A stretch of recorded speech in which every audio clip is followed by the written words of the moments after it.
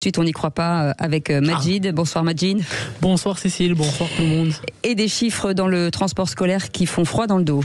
Et oui Cécile, imaginez la scène. Vos enfants vont à l'école, ils montent dans un car scolaire.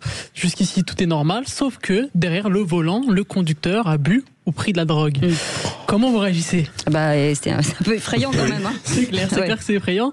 Mais malheureusement, c'est possible, car en 2025, 182 chauffeurs de bus scolaires ont été testés positifs à l'alcool ou aux stupéfiants, selon le ministre des Transports. Ces chiffres tombent 7 mois après le drame de Johanna. Je le rappelle, cette lycéenne de 15 ans qui a été tuée dans un accident de bus à Châteaudun. Le chauffeur était sous cannabis. Pour nous éclairer sur ce sujet et surtout sur ce chiffre qui est complètement irréel, nous recevons ce soir Khalid Ouguezif, secrétaire général adjoint de la Fédération nationale des transports et de la logistique. Bonsoir Monsieur Guezif. Bonsoir. Merci pour l'invitation. Monsieur le secrétaire général, comment on explique en fait qu'il y ait encore aujourd'hui des conducteurs en prise avec l'alcool ou avec la drogue ? Alors, les chiffres ne sont pas si alarmants que ça, parce que moi je vais juste répéter, il y a eu plus de 30 000, c'est extrêmement énormément de contrôles et ça représente moins de 1%. Oui, enfin, il suffit d'un chauffeur pour avoir un accident. Oui, il suffit peut-être d'un chauffeur pour qu'il y ait un accident, mais les secteurs d'activité sont à l'image de ce qu'est la société aujourd'hui. Et notre société comprend quand même plus que 1% de personnes qui consomment de l'alcool tous les jours et des personnes qui prennent des stupéfiants tous les jours. Il ne faut pas oublier que dans cette profession, c'est quand même c'est plus d'une centaine de milliers de salariés et de conducteurs, et que ça représente pas grand-chose.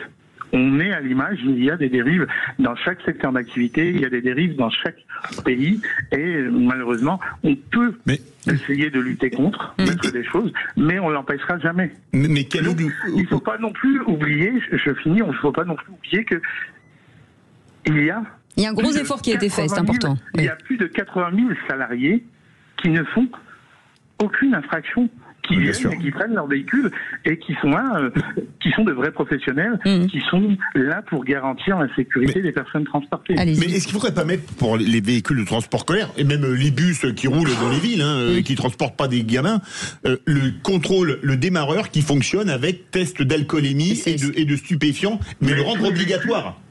Alors, tous les véhicules aujourd'hui sont équipés d'un éthylotest.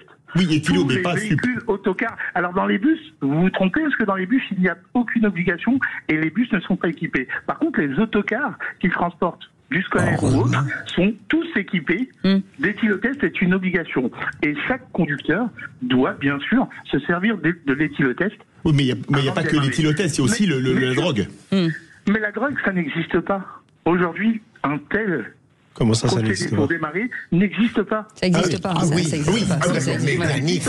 Techniquement, on doit pouvoir le mettre au point.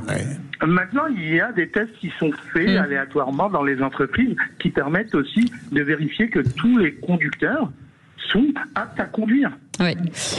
La grande majorité. Je vous dis, aujourd'hui, on parle d'une infime partie. Oui, mais on en fait débat parce que c'est vrai. Malheureusement, c'est l'État français. Et j'en profite pour saluer le professionnalisme des autres, et c'est important de le dire. Merci beaucoup, Khalid Ouguezif, d'avoir accepté notre invitation, secrétaire général adjoint de la Fédération nationale des transports et de la logistique. Merci beaucoup, Majid. Merci à vous. Vous restez